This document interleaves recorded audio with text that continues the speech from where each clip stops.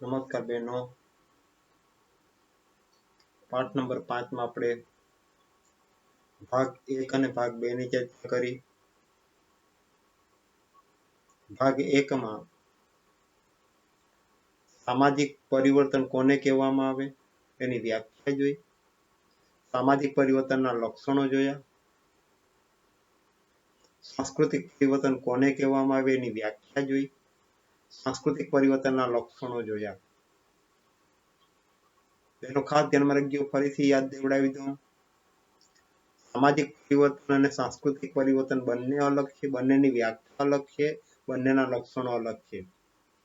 પછી ભાગ નંબર 2 માં આપણે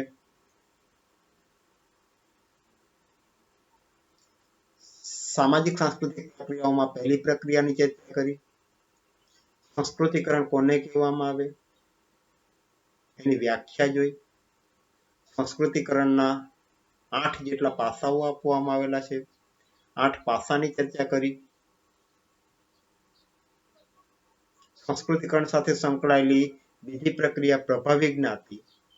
પ્રભાવી જ્ઞાતિ કોને કહેવામાં આવે એની ચર્ચા કરી.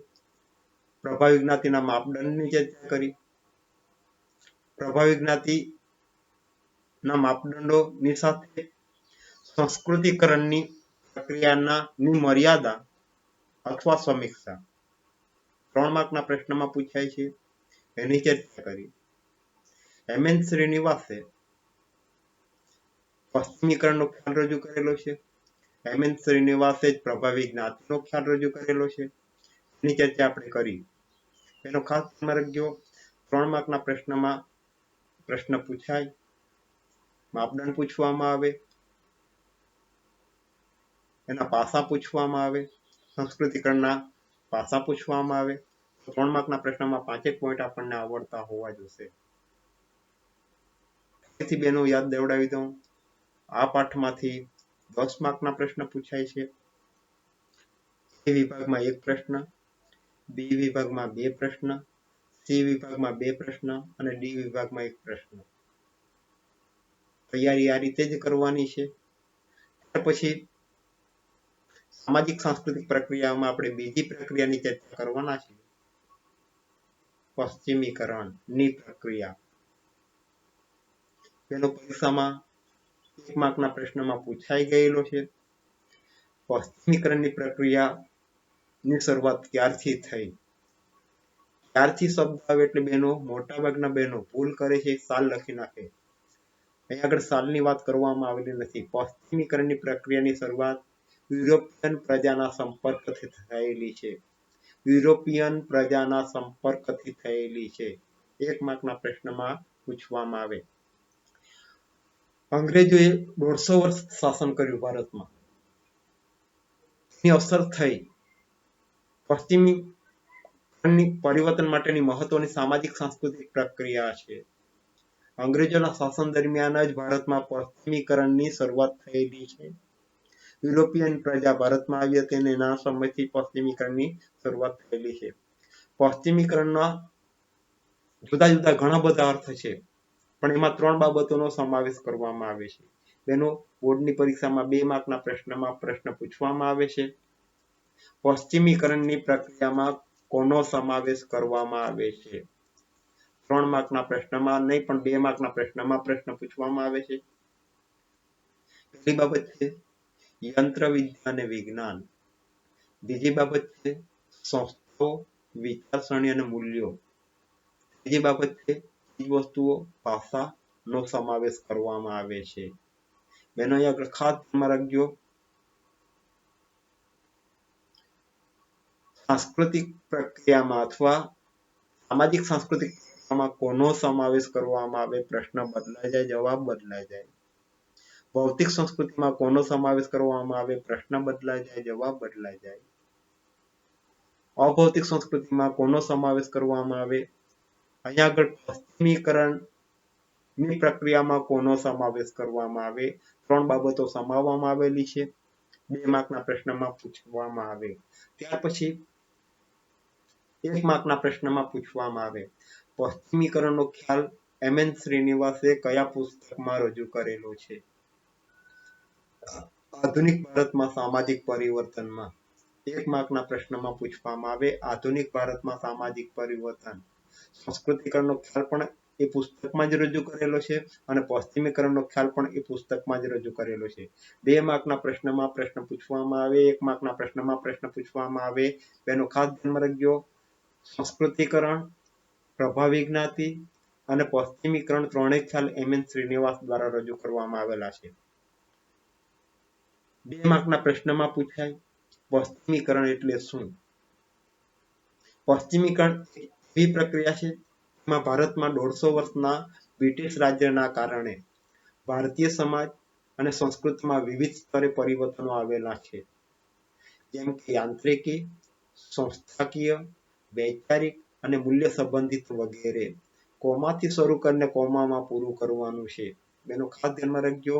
પશ્ચિમીકરણ એવી પ્રક્રિયા છે જેમાં ભારતમાં 150 વર્ષના અંગ્રેજોના શાસનને ધ્યાનમાં લેવામાં આવે તો ભારત સમાજ અને સંસ્કૃતિમાં જુદા જુદા સ્તરે પરિવર્તન આવેલા છે. યાંત્રિકી યંત્રનો ઉપયોગ થયેલો છે.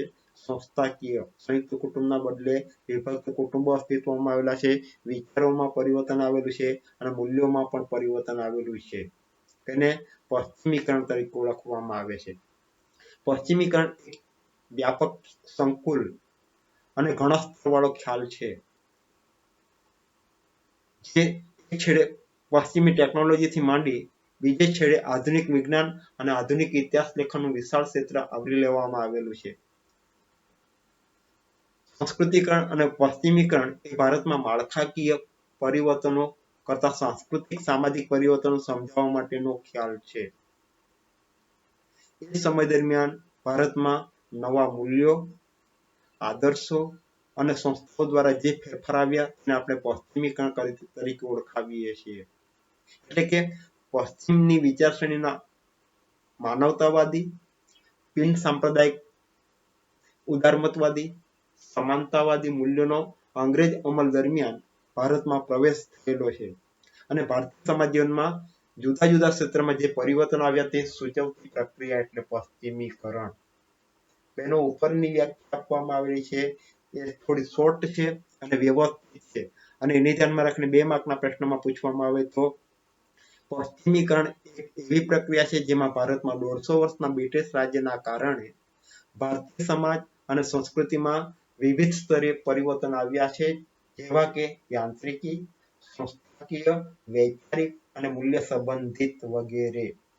એને કહેવામાં આવે પશ્ચિમીકરણ.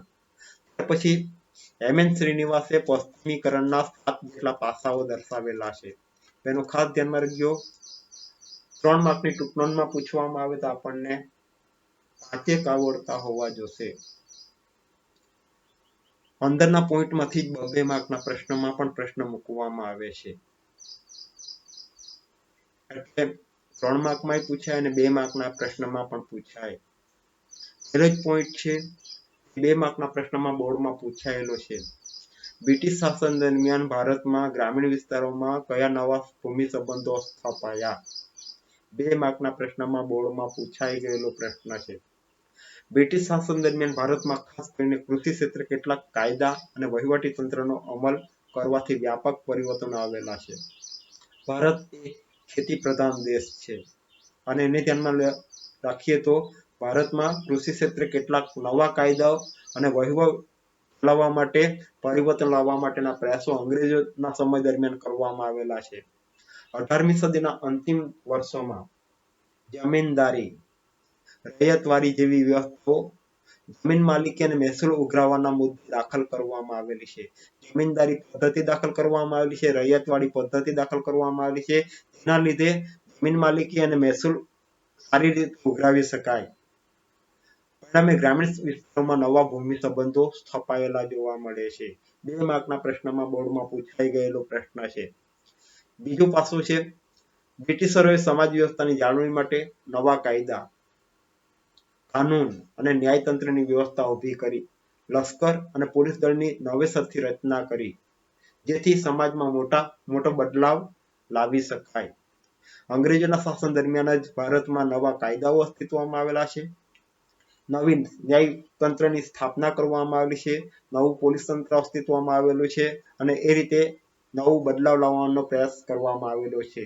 ત્રીજી બાબત છે બ્રિટિશરોએ ભારતમાં પશ્ચિમી શિક્ષણ વ્યવસ્થા દાખલ કરી. પશ્ચિમી શિક્ષણ વ્યવસ્થા એટલે કે અંગ્રેજી ભાષા એ ભારતીય ભાષા નથી. અંગ્રેજી કેળવણી અંગ્રેજોના શાસન દરમિયાન જ લોર્ડ મેકેલો દ્વારા ભારતમાં શરૂ કરવામાં આવી હતી. અંગ્રેજી શિક્ષણની વ્યવસ્થા અને એમાં પહેલાના વખતમાં ફક્ત ભણવાનો અધિકાર બ્રાહ્મણને જ હતો. પણ અંગ્રેજોના શાસન દરમિયાન એ શિક્ષણ વ્યવસ્થામાં બધા માટે શિક્ષણ ખુલ્લું મૂકવામાં આવેલું છે. બધાને શિક્ષણ મેળવવાની તક મળેલી છે. સમય જતાં શિક્ષણ વ્યવસ્થાએ ગ્રામ્ય વિસ્તારો સુધી નવા વિચારો અને મૂલ્યોનો પ્રચાર કરેલો છે, પ્રસાર કરેલો છે. બ્રાહ્મણને જ ભણવાનો અને ભણાવવાનો અધિકાર હતો, એના બદલે અંગ્રેજોના સમય દરમિયાન બધી જ જ્ઞાતિઓને ભણવાનો અધિકાર આપવામાં આવેલો છે અને એને ધ્યાનમાં રાખીને ગ્રામ્ય વિસ્તાર સુધી નવા વિચારો કે મૂલ્યોનો પ્રસાર થયેલો છે. ચોથી બાબત છે બ્રિટિશરોએ ભારતમાં છાપખાનાની શરૂઆત કરી. તેના પગલે અખબાર એટલે વર્તમાન પત્રો, પુસ્તકો, સામાયિકોનું પ્રકાશન શરૂ થયેલું છે અને વિસ્તરેલું છે. અંગ્રેજોના શાસન દરમિયાન જ ભારતમાં છાપખાનાની શરૂઆત કરવામાં આવેલી, જેથી એક જગ્યાએથી બીજી જગ્યાએ વિચારો સમાચારો વ્યવસ્થિત પ્રસારિત કરી શકાય. સમાજમાં વિવિધ વર્ગો અને સમૂહોમાંથી વિચારો વ્યક્ત કરવા માટે છાપખાનાએ આધુનિક સગવડો ઊભી કરી. તેને કારણે વૈશ્વિક સ્તરના નવા વિચારો મૂલ્યોનો પ્રસાર થયેલો જોવા મળે છે.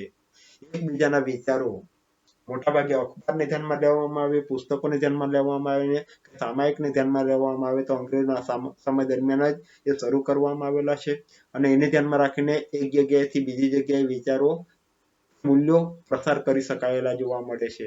પાંચમી બાબત છે પાંચમો પાસો પશ્ચિમીકરણની એક મહત્વની અસરને શ્રીનિવાસ માનવતાવાદના સંદર્ભમાં તપાસે છે. માનવતાવાદ એટલે માનવીને કેન્દ્રમાં રાખતી વિચારધારાને માનવતાવાદ તરીકે ઓળખવામાં આવે છે. માનવીને પછી ગમે તે જ્ઞાતિનો હોય, ગમે તે ધર્મનો હોય, ગમે તે ઉંમરનો હોય, તમામને સરખો હક આપવામાં આવેલો છે. માનવીને કેન્દ્રમાં રાખીને જે વિચારધારા રજૂ કરવામાં આવે એને માનવતાવાદ તરીકે ઓળખવામાં આવે છે. જેમાં જ્ઞાતિ, આર્થિક પરિસ્થિતિ, ધર્મ, ઉંમર અને જાતિના ભેદભાવ વગર સૌને માટે કલ્યાણનો આદર્શ અને તેની સાથે સમાનતા, સ્વતંત્રતા અને બિન સાંપ્રદાયિકતાના પશ્ચિમી ખ્યાલોએ ભારતમાં માનવતાવાદી વાતાવરણ સર્જવામાં મહત્વની ભૂમિકા ભજવેલી છે. બધી જ વ્યક્તિઓનો સર્વાંગી વિકાસ કરવા માટેના પ્રયાસો ભલે આઝાદી પછી કરવામાં આવ્યા પણ એ અંગ્રેજોની દેન છે, પશ્ચિમીકરણની દેન છે. દરેક વ્યક્તિનો સામાજિક ક્ષેત્રે, આર્થિક ક્ષેત્રે, ધાર્મિક ક્ષેત્રે, રાજકીય ક્ષેત્રે અને શૈક્ષણિક ક્ષેત્રે બધી જ જ્ઞાતિઓનો વિકાસ થાય એ માટેના પ્રયાસો કરવામાં આવેલા છે. એ જ રીતે આઝાદી પછી ભારતમાં 3 પ્રકારના અધિકારો આપવામાં આવેલા છે.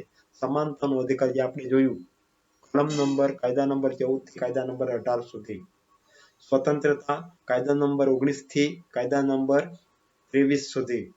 બિન સાંપ્રદાયિકતા મોટાભાગે ભારતમાં કલમ નંબર 25 એક પ્રમાણે દરેક વ્યક્તિને કોઈ પણ ધર્મ પાળવાનો અધિકાર આપવામાં આવ્યો છે. ભારતમાં બધા જ ધર્મને સરખું મહત્વ આપવામાં આવ્યું છે.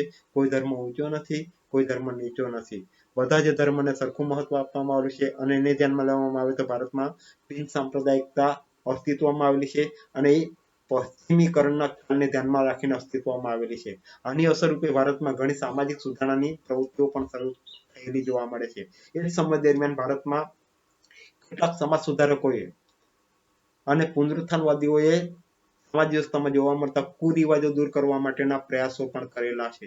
ત્યાર પછીનો પોઈન્ટ છે છઠ્ઠું પાસું પશ્ચિમીકરણ અસરરૂપે ભારતમાં વિકસેલા વ્યાપાર અને ઉદ્યોગોને કારણે તેમજ શિક્ષણના પ્રસારને પરિણામે એક નવો મધ્યમ વર્ગ ઉદ્ભવેલો છે. આપણે જાણીએ છીએ સમાજ વ્યવસ્થામાં 3 વર્ગો છે શ્રીમંત, મધ્યમ અને ગરીબ. સમાજ વ્યવસ્થામાં 3 વર્ગો છે પણ અહીંયા આગળ પશ્ચિમીકરણને ધ્યાનમાં લેવામાં આવે તો સમાજ વ્યવસ્થામાં નવા જ વર્ગો અસ્તિત્વમાં આવેલા છે. વ્યાપારને ધ્યાનમાં રાખીને, ઉદ્યોગને ધ્યાનમાં રાખીને, શિક્ષણને ધ્યાનમાં રાખીને નવા વર્ગો અસ્તિત્વમાં આવેલા છે. બ્રિટિશ સરકારે શરૂ કરેલા વહીવટી તંત્રમાં શરૂઆતમાં નોકરી રહેલો નાનો શિક્ષિત વર્ગ સમય જતા આધુનિક ભારતમાં અસરકારક મધ્યમ વર્ગ સ્થાપિત થઈ ચૂક્યો છે. અંગ્રેજોએ તમામ જ્ઞાતિઓને ભણવાનો અધિકાર આપ્યો અને એને ધ્યાનમાં લેવામાં આવે તો ભારતમાં નાનો શિક્ષિત વર્ગ સમય જતા અસ્તિત્વમાં આવ્યો અને એ જ વર્ગમાંથી વકીલોનો વર્ગ અસ્તિત્વમાં આવ્યો, ડોક્ટરોનો વર્ગ અસ્તિત્વમાં આવ્યો, અધ્યાપકોનો વર્ગ અસ્તિત્વમાં આવ્યો, સાહિત્યકારોનો વર્ગ અસ્તિત્વમાં આવ્યો, કલાકારોનો વર્ગ અસ્તિત્વમાં આવેલો જોવા મળે છે. સમાજ વ્યવસ્થામાં આમ તો 3 જ વર્ગ છે, પણ અહીંયા આગળ પશ્ચિમીકરણને ધ્યાનમાં રાખીને આવા નવા શિક્ષણને ધ્યાનમાં રાખીને નવા વર્ગો અસ્તિત્વમાં આવેલા છે. વકીલોનો વર્ગ, ડોક્ટરનો વર્ગ કે અધ્યાપકોનો વર્ગ અસ્તિત્વમાં આવેલો છે. આ નવા વર્ગની અસર રૂપે દેશમાં પશ્ચિમી સંસ્કૃતિના કેટલાક તત્વોનો સ્વીકાર થયેલો છે અને શહેરોમાં આધુનિકતા વિકસેલી જોવા મળે છે. આ નવા વર્ગને ધ્યાનમાં રાખવામાં આવે તો કેટલાક પશ્ચિમી સંસ્કૃતિના તત્વો ભારતીય સમાજ વ્યવસ્થામાં વિકસેલા જોવા મળે છે અને શહેરોમાં પણ આધુનિકતા વિકસેલી જોવા મળે છે. આગળનો પોઈન્ટ છેલ્લું પાસું છે. બ્રિટિશ શાસન દરમિયાન સ્વતંત્રતાની લડતમાં ઊભી થયેલી પશ્ચિમની લોકશાહી, ઉદારતાવાદ અને રાષ્ટ્રીયતાથી પ્રેરાઈને દેશ નેતાઓએ લોકોને સંગઠિત કરવાનું શરૂ કરેલું છે. બ્રિટિશ શાસન દરમિયાન જ છાપખાનાની શરૂઆત કરવામાં આવેલી છે. એને ધ્યાનમાં લેવામાં આવે તો એક પ્રદેશમાંથી બીજા પ્રદેશમાં વિચારો વ્યક્ત થયેલા જોવા મળે છે અને એને ધ્યાનમાં રાખવામાં આવે તો પશ્ચિમી લોકશાહી શાસન વ્યવસ્થા જે લોકશાહી અમેરિકામાં જોવા મળતી હતી અને એનાથી પ્રેરાઈને રાષ્ટ્રીય દેશમાં પણ આઝાદી મેળવવા માટે સંગઠનો અસ્તિત્વમાં આવેલા છે. આઝાદીની લડતમાં વર્ષોમાં લોકશાહી પ્રત્યેની શ્રદ્ધા અને વિશ્વાસ એટલા વિકસ્યા સ્વતંત્ર ભારતમાં લોકશાહી શાસન વ્યવસ્થાને લોકોએ સ્વીકારેલી છે. વિશ્વમાં સૌથી મોટો લોકશાહી દેશ એ ભારત છે અને એ પશ્ચિમીકરણને ધ્યાનમાં રાખીને અસ્તિત્વમાં આવેલો છે. પશ્ચિમના કેટલાક દેશોમાં લોકશાહી શાસન વ્યવસ્થા જોવા મળતી હતી અને એની અસર રૂપે ભારતમાં પણ આઝાદી મળી પછી લોકશાહી શાસન વ્યવસ્થા સ્વીકારવામાં આવેલી છે અને અત્યારે સૌથી મોટી વિશ્વમાં લોકશાહી હોય તો એ ભારત દેશ ધરાવે છે અને એ પશ્ચિમીકરણને અસરને ધ્યાનમાં રાખીને અસ્તિત્વમાં આવેલી છે એમ કહી શકાય. આમ સામાજિક સાંસ્કૃતિક પ્રક્રિયાની બીજી પ્રક્રિયા પશ્ચિમીકરણ કોને કહેવામાં આવે, પશ્ચિમીકરણમાં કોનો સમાવેશ કરવામાં આવે છે એનો આપણે ઉલ્લેખ કર્યો છે. પશ્ચિમીકરણની વ્યાખ્યાની ચર્ચા કરી છે. પશ્ચિમીકરણના પણ 7 જેટલા પાસાઓ આપવામાં આવેલા છે. બેનો ખાસ ધ્યાનમાં રાખજો. સંસ્કૃતિકરણના પાસા અલગ છે અને પશ્ચિમીકરણના પાસા અલગ છે. બંને 3-3 માર્કની ટૂંકમાં બોર્ડમાં પૂછી શકાય. જે પ્રશ્ન પૂછવામાં આવે એ જવાબ લખવાનો છે. સંસ્કૃતિકરણ પૂછવામાં આવે તો સંસ્કૃતિકરણનો અને પશ્ચિમીકરણ પૂછવામાં આવે તો પશ્ચિમીકરણનો. 3 માર્કના પ્રશ્નમાં પૂછાય. ઓછામાં ઓછા આપણને 5 પોઈન્ટ આવડતા હોવા જોઈએ. સંસ્કૃતિકરણમાં 8 પાસાઓ છે, પશ્ચિમીકરણમાં 7 પાસાઓ છે. એટલે ખાસ ધ્યાન રાખજો. 3 માર્કના પ્રશ્નમાં પૂછાય તો એ 5 પોઈન્ટ આપણને આવડતા હોવા જોઈએ. અંદરની વિગતમાંથી 2 માર્કના પ્રશ્ન પણ પૂછાય છે અને 1 માર્કના પ્રશ્ન પણ પૂછાય છે. પછી આવે છે સામાજિક પરિવર્તનની પ્રક્રિયાઓમાં ત્રીજી પ્રક્રિયા વૈશ્વિકીકરણ. સામાજિક વ્યવસ્થામાં 4 પ્રક્રિયા છે. સામાજિક પરિવર્તનમાં 4 પ્રક્રિયા છે. સંસ્કૃતિકરણની પ્રક્રિયા, પશ્ચિમીકરણની પ્રક્રિયા, વૈશ્વિકીકરણની પ્રક્રિયા અને ઉદારીકરણની પ્રક્રિયા. એમાં આપણે 2 પ્રક્રિયાની ચર્ચા કરી. ત્રીજી પ્રક્રિયા છે વૈશ્વિકીકરણની પ્રક્રિયા. 21મી સદીમાં સામાજિક પરિવર્તનની ચર્ચા વૈશ્વિકીકરણ અને ઉદારીકરણના સંદર્ભ વગર અધૂરી ગણાય છે. અત્યારે ચાલુ 21મી સદી ચાલે છે. આપણે અગાઉ 2 ચર્ચા કરી, પશ્ચિમીકરણ અને સંસ્કૃતિકરણ. ત્યાં સુધી 21મી સદીમાં વૈશ્વિકીકરણની પ્રક્રિયા અને ઉદારીકરણની પ્રક્રિયા ન સમજીએ ત્યાં સુધી પશ્ચિમીકરણની પ્રક્રિયા અને સંસ્કૃતિકરણની પ્રક્રિયા અધૂરી ગણાય છે. વૈશ્વિકીકરણની પ્રક્રિયા ભારત માટે નવી નથી.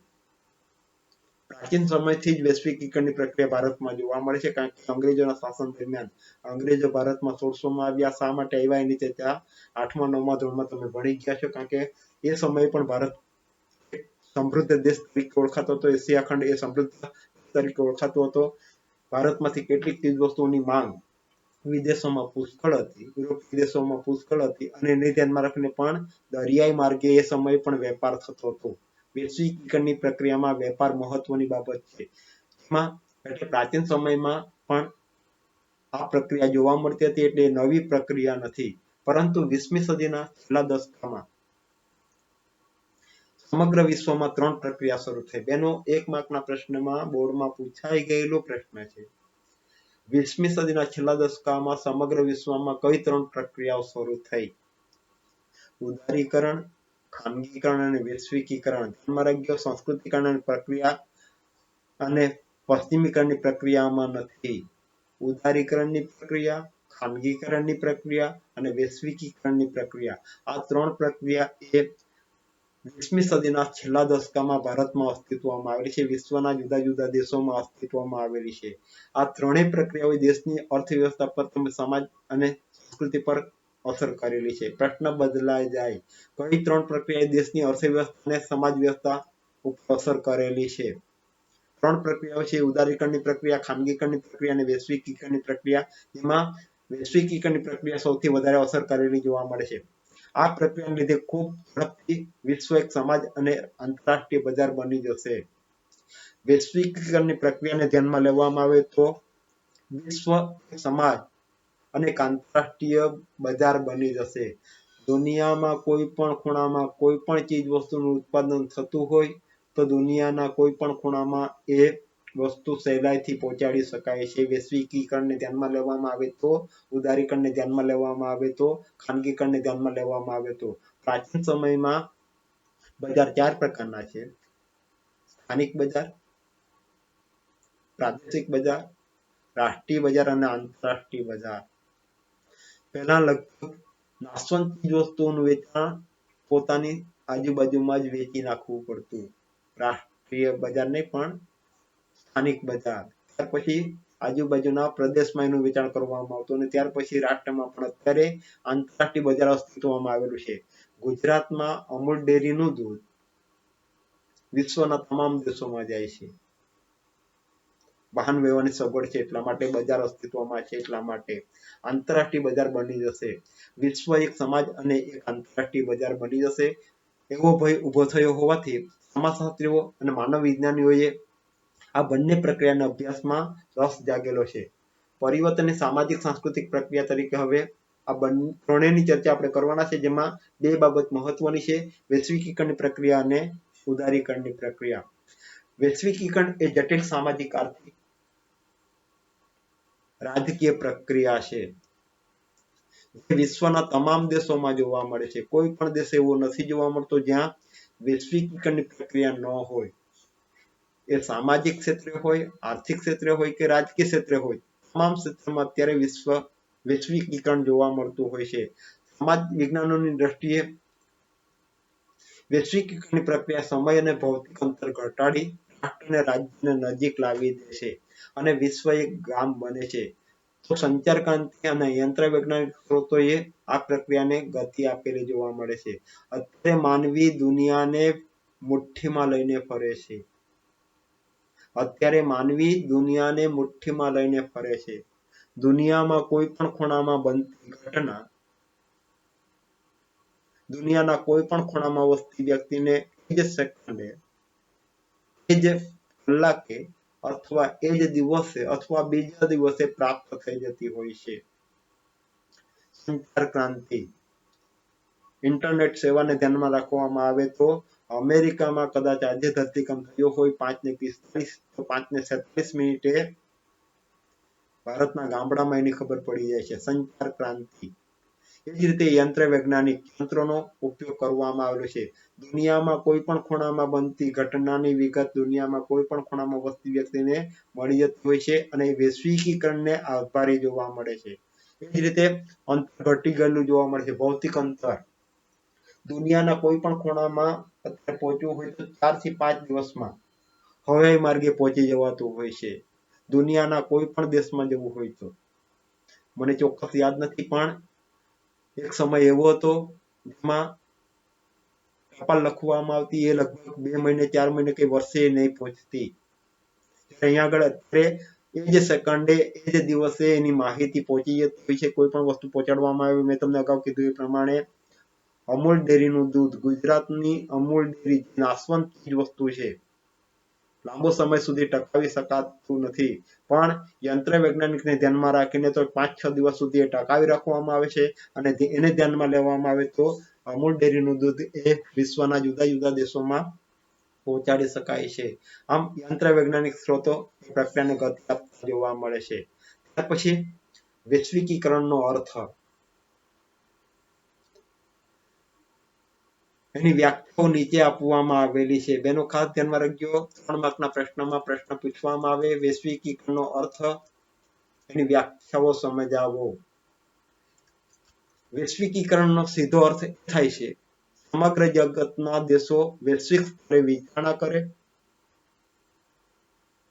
એટલે કે કોઈ પણ દેશ પોતાના રાજકારણ, અર્થકારણ, સમાજ, સંસ્કૃતિ વિશે અલગ રીતે ન વિચારતા સમગ્ર જગતના સંદર્ભમાં જ વિચારે, એને વૈશ્વિકીકરણ તરીકે ઓળખવામાં આવે છે. સીધો અર્થ આ પ્રમાણે થાય, સમગ્ર જગતના દેશો વૈશ્વિક સ્તરે વિચારણા કરે. કઈ બાબતમાં વિચારણા કરે? રાજકારણની બાબતમાં, અર્થકારણની બાબતમાં, સમાજ કે સંસ્કૃતિ વિશે અલગ રીતે ન વિચારતા સમગ્ર જગતના સંદર્ભમાં જ વિચારણા કરે, એને વૈશ્વિકીકરણ તરીકે ઓળખવામાં આવે છે. સામાજિક દ્રષ્ટિકોણથી જોઈએ, ઇતિહાસમાં પહેલીવાર એવી ઘટના બની છે સ્થાનિક અને વૈશ્વિક સમાજના લોકો એક સાથે બંધાઈ ગયા છે. સ્થાનિક લોકો અને વૈશ્વિક સમાજના લોકો, મેં તમને દ્રષ્ટાંત આપ્યું એ પ્રમાણે, સ્થાનિક લોકો ગુજરાતના ગામડાનું દૂધ વૈશ્વિક સ્તરે દુનિયાના ગમે ખૂણામાં ગમે ત્યારે પહોંચાડી શકાય છે. સમાજના લોકો એક સાથે બંધાઈ જાય છે. દુનિયામાં કોઈ પણ ખૂણામાં કોઈ પણ ઘટના બનતી હોય, એની માહિતી દુનિયાના કોઈ પણ ખૂણામાં વસતી વ્યક્તિને પ્રાપ્ત થઈ જતી હોય છે.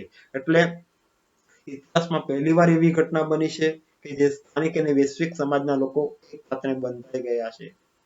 આ માટે વિવિધ પ્રક્રિયાઓ દુનિયાભરના લોકોના સામાજિક સંબંધો પર ઘણી મોટી અસર નિપજાવે છે અને તેમને નજીક લાવે છે. સમાજશાસ્ત્રીઓ વૈશ્વિકીકરણ તરીકે ઓળખાવે છે. દુનિયામાં એવી પ્રક્રિયાઓ જોવા મળે છે કે જે સામાજિક સંબંધો પર ઘણી મોટી અસર નિપજાવે છે અને દુનિયાના લોકોને નજીક લાવે છે. મોટા ભાગે આપણે જાણીએ છીએ કે ગ્રામ્ય સમુદાયના લોકો નગર સમુદાયમાં વ્યવસાય કરવા માટે જાય છે, વાહન વ્યવહારની સગવડ છે એટલા માટે, ઉદ્યોગો છે એટલા માટે, આમ અહીંયા આગળ ચીજ વસ્તુનું ઉત્પાદન થાય છે એટલા માટે. ગ્રામીણ સમુદાયના મોટા ભાગના લોકો નગર સમુદાયમાં જાય છે. એ જ રીતે એક દેશના લોકો બીજા દેશમાં ધંધા રોજગાર માટે કે નોકરી માટે જતા હોય છે. એક દેશના વ્યક્તિઓ બીજા દેશમાં પ્રવાસ માટે જતા હોય છે. અહીંયા આગળ એ જ કહેવામાં આવેલું છે, આ માટે વિવિધ પ્રક્રિયાઓ દુનિયાભરના લોકોના સામાજિક સંબંધો પર ઘણી મોટી અસર નિપજાવે છે અને તેમને નજીક લાવે છે. તેને સમાજશાસ્ત્રીઓ વૈશ્વિકીકરણ તરીકે ઓળખાવે છે. ઇતિહાસમાં પહેલીવાર એવી ઘટના બની છે જે સ્થાનિક અને વૈશ્વિક સમાજના લોકો સાથે બંધાઈ ગયા છે. આ માટે વિવિધ પ્રક્રિયાઓ દુનિયાભરના લોકોના સામાજિક સંબંધો પર ઘણી રીતે અસર નિપજાવે છે અને તેમને નજીક લાવે છે. સમાજશાસ્ત્રીઓ વૈશ્વિકીકરણ તરીકે ઓળખાવે છે. આમ બેનો ખાસ ધ્યાનમાં રાખજો, વૈશ્વિકીકરણનો અર્થ વૈશ્વિક સ્તરે વિચારણા કરવાની વાત કરવામાં આવેલી છે. બધા જ દેશો વૈશ્વિક સ્તરે વિચારણા કરે. કઈ બાબતમાં વિચારણા કરે એ પણ આપવામાં આવેલું છે. રાજકારણની બાબતમાં, અર્થકારણની બાબતમાં, સમાજ સંસ્કૃતિની બાબતમાં અલગ ન વિચારતા સમગ્ર વિશ્વના દેશોના સંદર્ભમાં વિચારવાની વાત કરે છે. એટલે બેનો ખાસ ધ્યાનમાં રાખજો, અહીંયા આગળ અર્થ અલગ છે, એની વ્યાખ્યા અલગ છે. હવે પછીના પોઈન્ટમાં આપણે એની વ્યાખ્યાની ચર્ચા કરશું. વૈશ્વિકીકરણની વ્યાખ્યા ધ્યાનમાં રાખજો બેનો, 3 વ્યાખ્યાઓ આપવામાં આવેલી છે. એના પછીના પાઠમાં આપણે એના પછીના ભાગમાં ચર્ચા કરશું. એમાં ગિડન્સની વ્યાખ્યા આપવામાં આવી છે, યોગેન્દ્ર સિંહની વ્યાખ્યા આપવામાં આવી છે, માલ્કમ વોટર્સની વ્યાખ્યા આપવામાં આવી છે. ઘણી વખત 2 માર્કના પ્રશ્નમાં નામ સહિત વ્યાખ્યા પૂછવામાં આવે છે. વૈશ્વિકીકરણની વ્યાખ્યા ગિડન્સે શું આપેલી છે? વૈશ્વિકીકરણની વ્યાખ્યા માલ્કમ વોટર્સે શું આપેલી છે? બેનો ખાસ ધ્યાનમાં રાખજો. એ 2 માર્કના પ્રશ્નમાં વ્યાખ્યા બોર્ડમાં પૂછાઈ ગયેલી વ્યાખ્યા છે, એટલે વ્યાખ્યાઓ અલગ છે. આપણે ચોથા ભાગમાં એની ચર્ચા કરશું. આમ ત્રીજી પ્રક્રિયાની આપણે ચર્ચા કરીએ છીએ.